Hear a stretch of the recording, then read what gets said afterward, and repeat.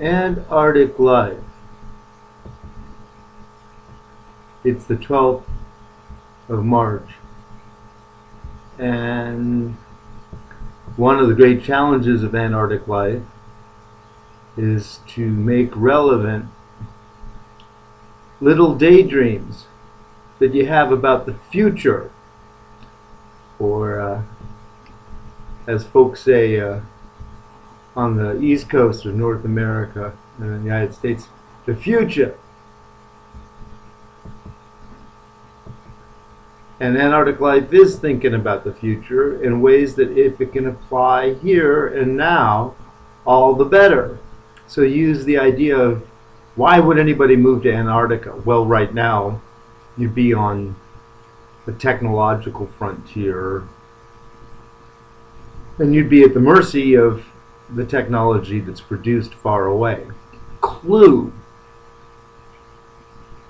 about the future. Because in Antarctica, all the stuff you need comes from someplace else. Well, in the future in Antarctica, you would probably want that someplace else to be a great big friendly thing that includes you being in Antarctica. So we'll call it Antarctic. I don't try to lose any nervous tics. So, life in Antarctica. What if there was a depression in Antarctica? Like what everybody was doing wasn't worth any money. Okay. I'd look back to the depression in the United States. We had a depression in the United States, and it wasn't any old depression. It was a Great Depression.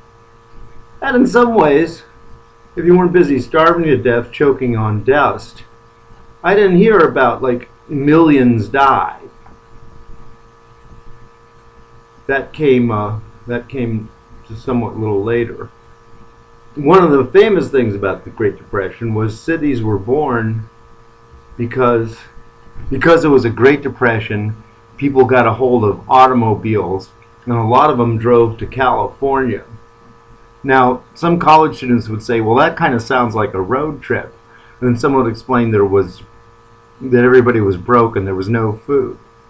And some college students would say, well, that sort of sounds like a road trip. Anyway, the Great Depression. Now, during the Great Depression, if you told somebody, say in 1932, that you wanted a 40-hour work week and you wanted an air-conditioned automobile,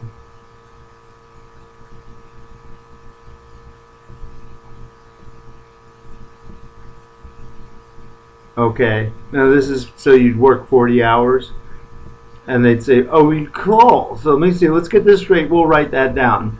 You want a 40-hour work week, okay, and you want an air-conditioned automobile to go to work. And it's, okay, look, we got it for you.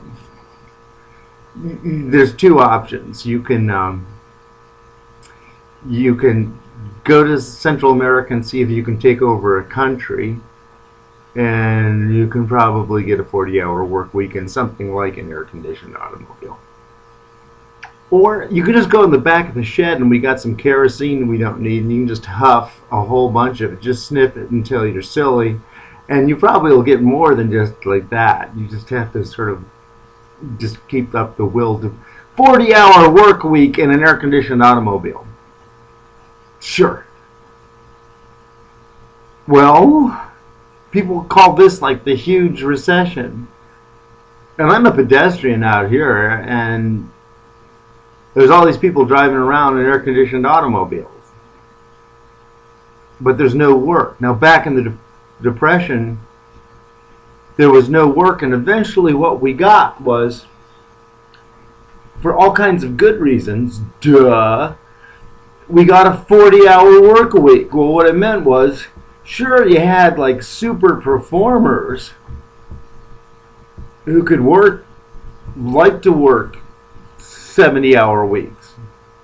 And they got jobs.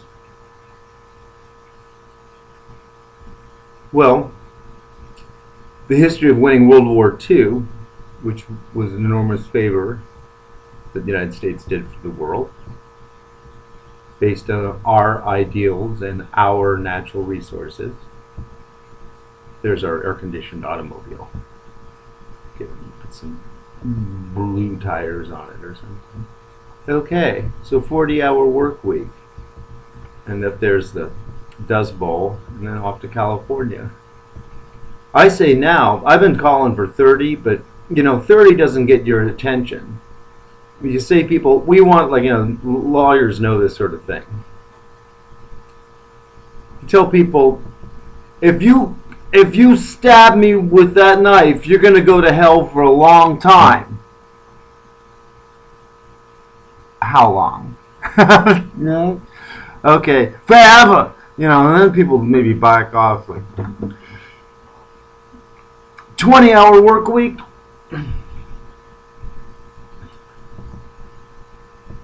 A 20-hour work week.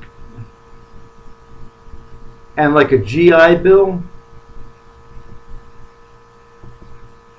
Start paying people to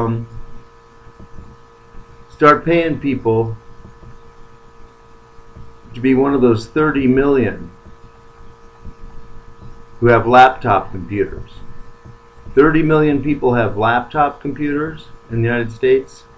People say this term about, I don't think life is a game, but that costs $30 billion. Now, 30 billion, people have to get used to the idea. $30 billion isn't anything. Okay? Something like this $30 million in a 20-hour work week, the GI Bill paid people essentially to go to school. We could start paying 30 million people to stay at home and log in some hours. There's an infrastructure that can do it. But the amount of money we spend telling people this TV show is wonderful and telling people going to school is great, well, TV and school are great. And we can start getting people on TV in great big events in large numbers and generate human excitement. And we get people going to school and generate human excitement.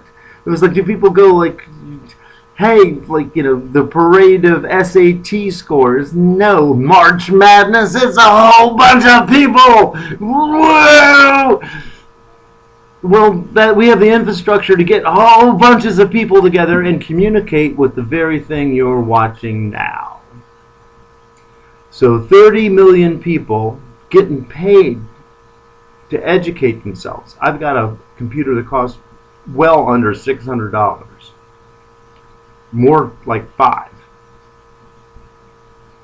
$1,000 per person, that's what 30 billion is.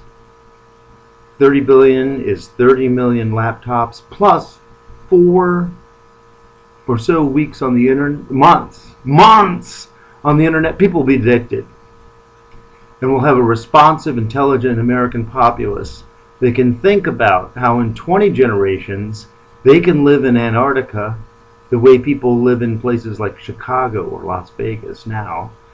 And after their 20 hours of work week is done, they can travel the planet, which will be reforestating and regrowing. Of course, people will still live on the planet. And that'll all be worked out on interactive things like the laptop. And the 20-hour work week, we could employ the extant banking system, could employ everybody on the planet. And that way not be paranoid of what they're up to. And they'd be heroes. Banking system heroes. It's not a fake twisted smile. It's just